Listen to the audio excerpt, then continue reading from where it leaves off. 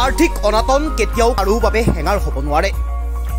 আৰ্থিক অনাটনৰ বাবে কেতিয়াও থমকি যাব নালাগে এতিয়া কোনো এজন ব্যক্তি। যোগীজানৰ দুজন সফল ব্যৱসায়ী।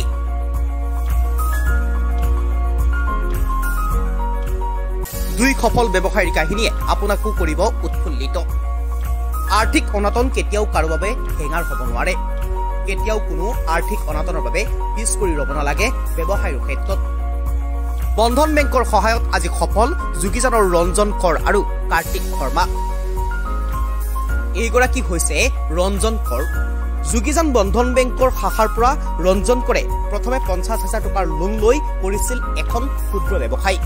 পাণ দোকান খুলিছিল ৰঞ্জন কৰে। কিন্তু পাণ দোকান খুলি আজি এগৰাকী সফল ব্যৱসায়ী হ'ল ৰঞ্জন কৰ। প্ৰথমে 50,000 টকা লোন লোৱাৰ পিছত আজি 1 লাখ টকা পৰ্যন্ত লোন ল'বলৈ সক্ষম হৈছে ৰঞ্জন কৰ। 1 লাখ টকাৰ লোন লৈ আজি বন্ধন বেংকক সময়মতে উভতাই দিবলৈ সক্ষম হৈছে ৰঞ্জন কৰে।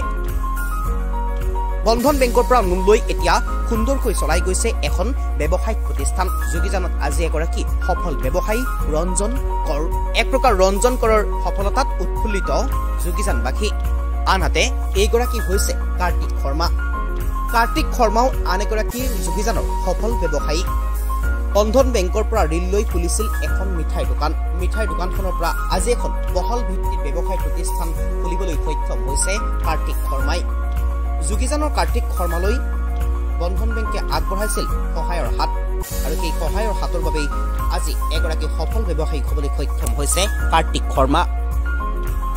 বন্ধন বেংকৰ সহায়ত আজি অসমৰ বিভিন্নজন ব্যক্তি সফল ব্যৱসায়ী। বন্ধনৰ পৰা লোন লৈ তেওঁলোক আজি বহুত সুখী। বন্ধন বেংকক ধন্যবাদ জনাই বন্ধন বেংকৰ পৰা লোন লৈ স্বাৱলম্বী হ'বলৈ অনুৰোধ জনালে ব্যক্তিকেইগৰাকীয়ে। এক প্ৰকাৰ অসমৰ ক্ষুদ্ৰ ক্ষুদ্ৰ ব্যৱসায়ীসকলৰ বাবে বন্ধন বেংক আশীৰ্বাদ স্বৰূপ। বন্ধন বেংকৰ সহায়ত এতিয়া ক্ষুদ্ৰ ব্যৱসায়ীয়ে নিজৰ ব্যৱসায় বহল ভিত্তিত আৰম্ভ কৰিবলৈ সক্ষম হৈছে। আৰ্থিক অনাটন যে কেতিয়াও কাৰো বাবে হেঙাৰ হ'ব নোৱাৰে তাকেই প্ৰতিপন্ন কৰে বন্ধন বেংকে। বন্ধন বেংকৰ সহায়ত আজি এওঁলোক একোগৰাকী সমাজৰ প্ৰতিষ্ঠিত ব্যৱসায়ী।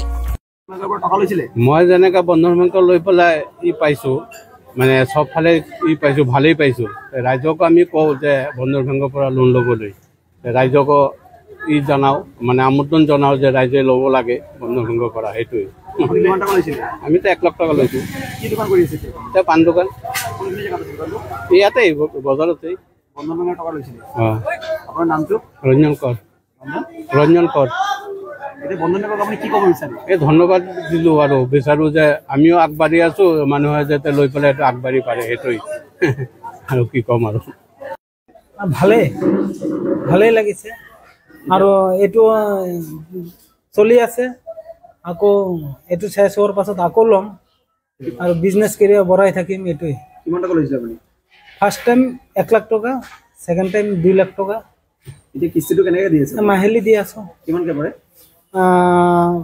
আমি 15,000কৈ দি দিওঁ, মানে আমি এডভান্স থাকোঁ। মানে 13,000 কিমান আছিলে, মই মানে বহীত জমা হৈ আছে বাকী। এতিয়া আপুনি বন্ধন বেংকক কি ক'ব বিচাৰে?